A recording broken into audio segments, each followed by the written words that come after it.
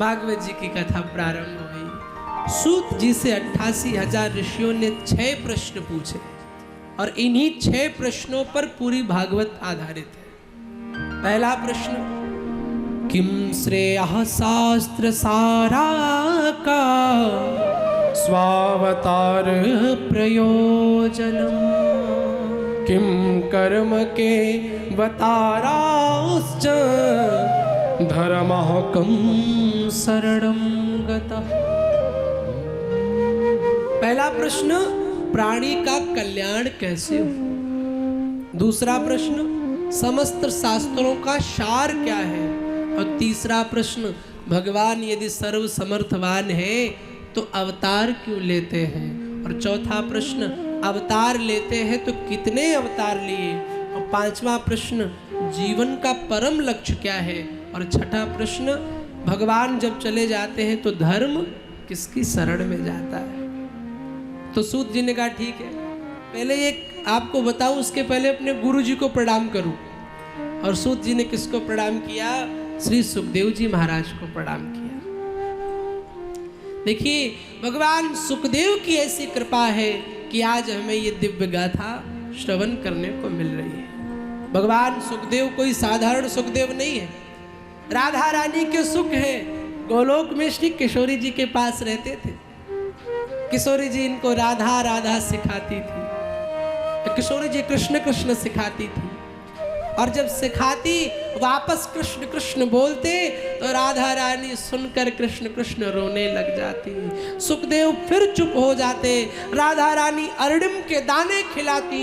वो अरडिम के दाने जब राधा रानी के अश्रुओं से अभिसिंचित हो जाते, वो राधा रानी के अभिसिंचित अरडिम के दाने जब श्री सुखदेव जी पाते और मुख से जो नाम बोलते वो हमारे बाके बिहारी का नाम बोलते, राधा रानी उसे सुन के प्रमुदित हो जाती। एक दिन की बात, वो सुखदेव एक डाली पर बैठे जहां बाके बिहारी थे, तो कृष्ण कृष्ण जपे।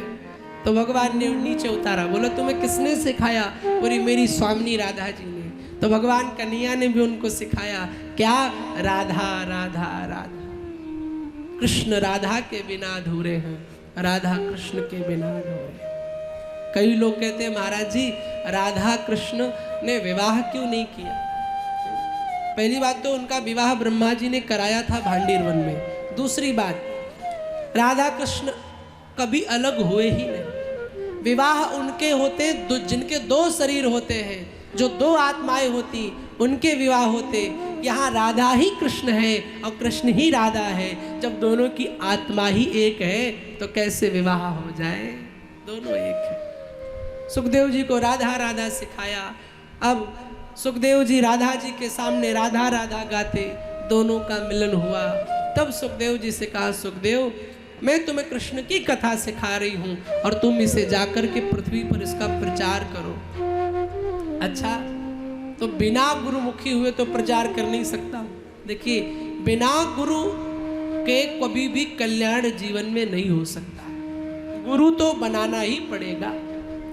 बस दृष्टि आपकी ऐसी होनी चाहिए कि गुरु स्वच्छ और पवित्र बनाए।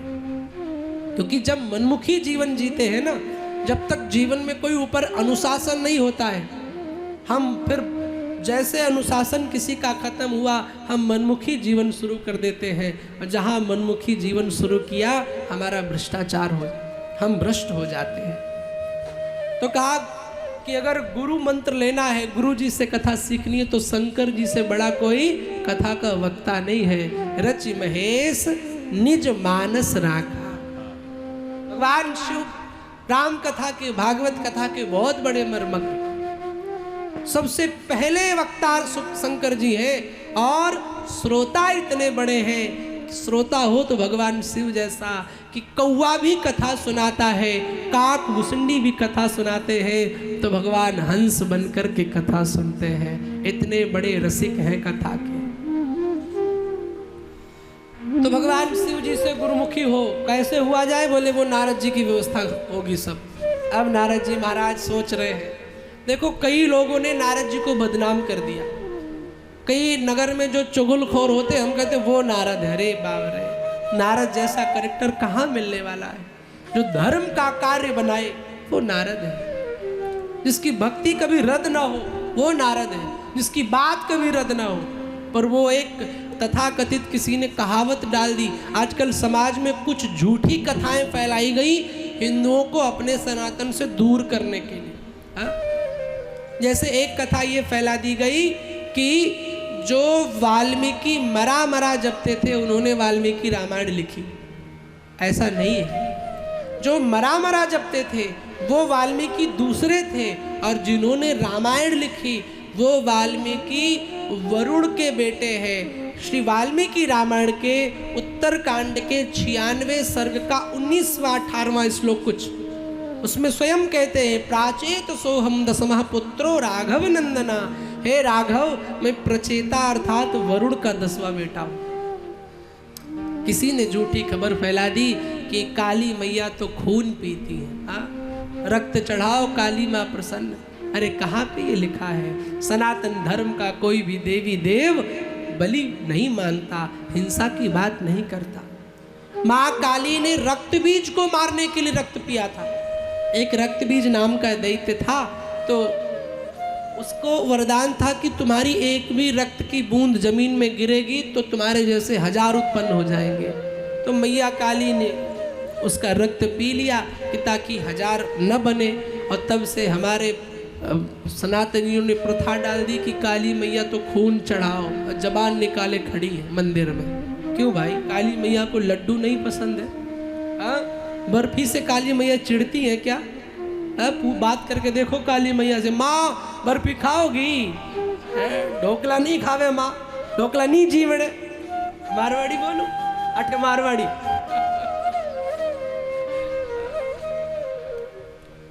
ढोकला से शत्रुता है क्या? हमने परंपरा में हम ले आए। हनुमान जी बेचारे पिछले 400 साल से सिर्फ लड्डुओं पर खड़े हुए हैं। हनुमान जी का मतलब बेसन के लड्डू। क्यों भाई? पनीर की पकौड़ी हनुमान जी को नहीं अच्छी लगती क्या? बोल दो ना एक बार।